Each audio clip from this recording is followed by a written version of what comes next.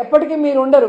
రాబోయే కాలంలో జగన్మోహన్ రెడ్డి గారు ఖచ్చితంగా ముఖ్యమంత్రి అవుతారు. స్వామి వివేకానంద కళ్ళ కనమన్నాడు కానీ కథలు తెగమనలేదు.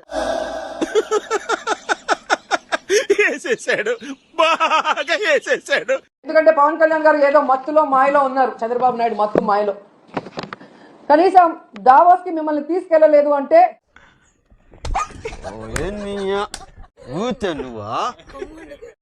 ఇది మాకు చెప్పకపోయినా పర్లేదు, కనీసం పవన్ కళ్యాణ్ కి జనసేన కూలీలకి చెప్పాల్సిన అవసరం ఉందని కూడా ఈ సందర్భంగా తెలియజేసుకుంటున్నాను. మా ఓ రోజాకి ఇంకా నోటితో తగ్గినట్లేదు సార్.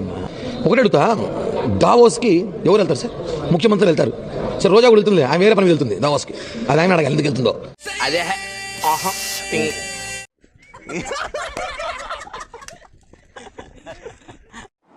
మీకేం కొత్త కాదులేండి. పక్క రాష్ట్రాల వాళ్ళు పెట్టుబడులతో వస్తే మీరు కట్టుకథలతో వస్తారు. ఈరోజు ఇన్ని మాట్లాడి వెళ్ళిన మీకు ఉత్త చేతులతో తిరిగి రావడానికి సిగ్గు లేదా అని అడుగుతున్నాను. భయ్యా నీకు షుగర్ ఉందా భయ్యా? నీకెలా తెలుసు?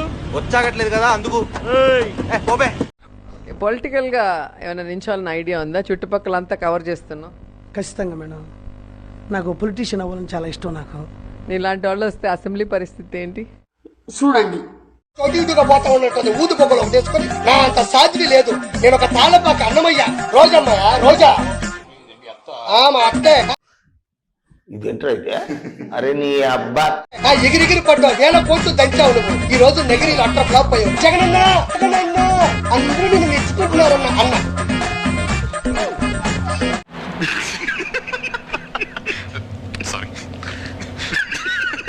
ఆయన వచ్చి మా ఇల్లు ఆయన వచ్చి అక్కడ నుంచి డైరెక్ట్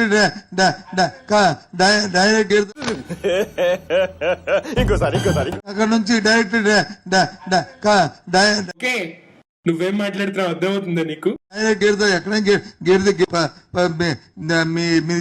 ఏంట్రా చెప్తున్నా ఇందాకటి నుంచి దానికి ఒక కార్యాచరణ రూపొందించి ప్రజలకు తెలియజెప్పాలి.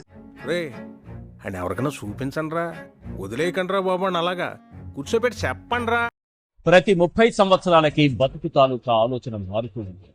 సినిమా వాళ్ళు దాన్ని ట్రెండ్ అంటారు, వ్యాపారవేత్తలు ఫ్యాషన్ అంటారు, రాజకీయ నాయకులు తరం అంటారు, మామూలు జనం జనరేషన్.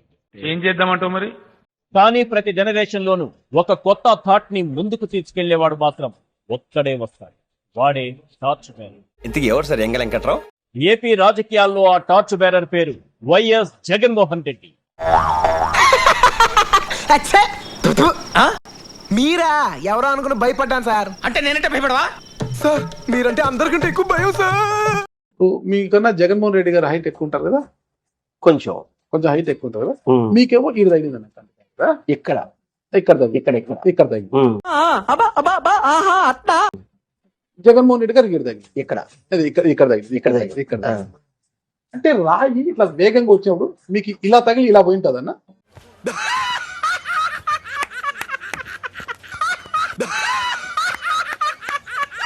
ఆల్రెడీ స్పీకర్ గా అయ్యన్ పాత్ర గారు ఉన్నారు. మళ్ళీ ఇప్పుడు రఘురామకృష్ణ గారు రాజు గారు కనుక డిప్యూటీ స్పీకర్ అయిన తర్వాత నిజంగా ప్రతిపక్ష హోదా ఇచ్చినా ఆయన అయితే అసెంబ్లీకి రాడు అని పందేలు కడుతున్నారు 11 రూపాయలకి.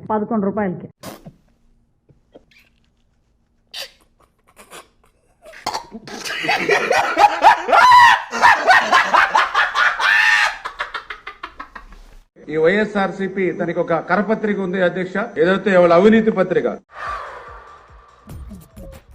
నవ్వు ఆపుకుంటున్నావు కదరా? నేను కూడా చెప్తూ ఉంటా, ఏదైతే మనం కూడా సిగరెట్ ప్యాకెట్ మీద చూస్తూ ఉంటాం, పొగ తాగుట ఆరోగ్యానికి హానికరం అని. అవును, క్లియర్ గా ఉందిగా. అదేవిధంగా సాక్షి పత్రిక చదవడం కూడా ఆరోగ్యానికి హానికరమే అధ్యక్ష. అంటే అది వైసీపీ మళ్ళీ ఏపీలో కనిపిస్తుంది అంటారా? కొన్నాళ్ళు పోతే అలాంటిది పార్టీ ఉందని కూడా మర్చిపోతారు జనాలు, నాకు తెలుసు.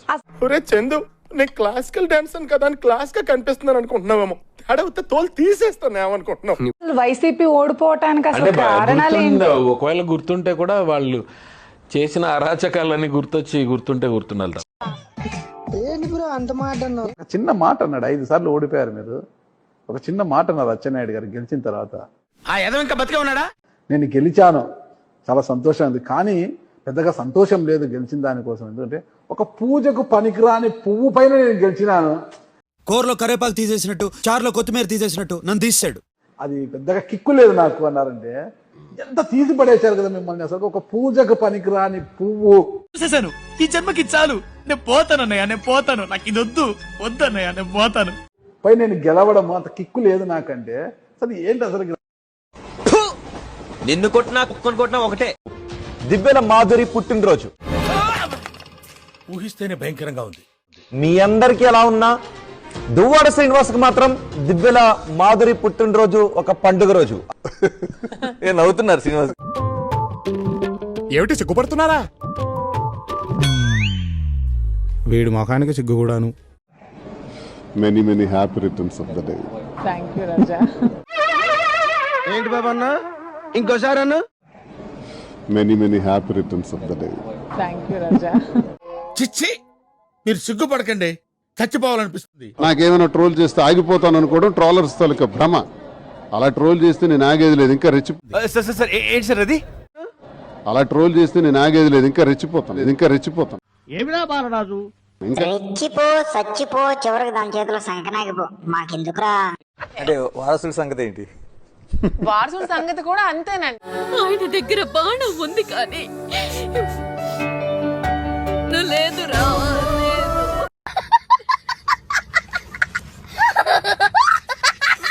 అత్యంత దారుణమైన విషయం ఏంటంటే ఈ కార్పొరేషన్లో ఈ గడిచిన 3 సంవత్సరాల కాలంలో కేవలం స్నాక్స్ అంటే టీ, సమోసా, బిస్కెట్. ఇవన్నీ దేనికి సార్? దేనికేంటి? ఇక మహా అయితే జీడిపప్పు పెడతారేమో. మా కౌన్సిల్ మీటింగ్ అప్పుడు 3 కోట్ల రూపాయలు బిల్స్ వేశారు. ఏమిటండి మీరు మాట్లాడేది?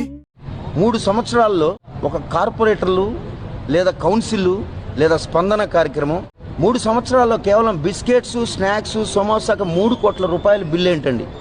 నా దందా అంతా వడ్డీ మీద చక్రవడ్డీ, చక్రవడ్డీ మీద భూచక్రవడ్డీ, భూచక్రవడ్డీ మీద విష్ణు చక్రవడ్డీ, ఇలాంటి 190 ఉంటాయి. మేము అందాజుగా రోజుకి లెక్క వేసుకుంటే ఒక రోజుకి కౌన్సిల్ గానీ మున్సిపల్ అధికారులు గానీ 5,000 రూపాయల బిస్కెట్లు, సమోసాలు తినేయాలి. ఓకే, ఎవరు పనుల్లో వాళ్ళు ఉంటే ఇట్లా అధికారులు వాళ్ళ పనుల్లో వాళ్ళు ఉన్నారు.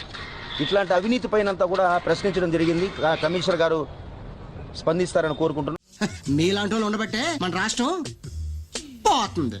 పని చేసేవాడికి పనికి మాలిన వాడికి తేడా చెప్తాను చూడండి. 7-10 వయసులో శ్రీ నారా చంద్రబాబు నాయుడు గారు దావోస్కి వెళ్ళి, ఇప్పుడు చూడండి, చూడ చక్కని పిక్చర్ ఇక్కడ మన ఐటీ మినిస్టరు రేవంత్ రెడ్డి గారు, చంద్రబాబు నాయుడు గారు. ఓకే, గత ప్రభుత్వంలో మన గుడ్డు అమర్నాథ్ గారు ఐటీ మినిస్టర్ గా ఉన్నప్పుడు దుప్పటి కప్పుకొని పడుకొని చలిగా ఉంది, ఆడిపోతే స్నానం చేయాలి, ఆడిపోతే ముడ్డి కడుక్కోవాలి అని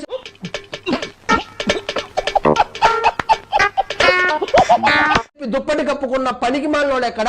మనం అనాల్సింది పనికి మాలిన అమర్నాథ్ కాదు, పనికి మాలినోడికి పని ఇచ్చినటువంటి జగన్మోహన్ రెడ్డి అసలైన పనికి మాలినోడు. ఏమో పని చేసే ముఖ్యమంత్రి, ఆయనేమో పనికి మాలిన ముఖ్యమంత్రి. వేసేసాడు, బాగా వేసేసాడు. ఏం చేయడం లాట్ సార్, ఇంకా మేము వెళ్ళి రైట్స్ తీసుకుంటాం సార్. ఈ వీడియో నచ్చితే మీకు ఏం చేయాలో తెలుసు కదా. Like, share and subscribe.